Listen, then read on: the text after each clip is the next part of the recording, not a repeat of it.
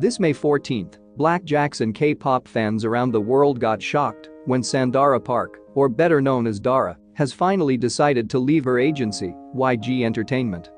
YG Entertainment was the home of Dara for 17 years, and it's also the agency that gave birth to the legendary K-pop group, 21. She has been loyal to YG even after the disbandment of 21 in 2016. Because Dara is the last member to leave the agency. Minzy left in 2016 after the group's disbandment. Followed by Park Bom also in 2016, CL in 2019, and lastly, Dara this 2021. This is the official statement of YG Entertainment regarding Dara's departure. We are writing this to inform you that our exclusive contract with Sandara Park has expired. We would like to sincerely thank Sandara Park, who has been with us for 17 years, for her faith and trust in us during that time. YG will always support her endeavors and will continue to help her as she prepares for her new start.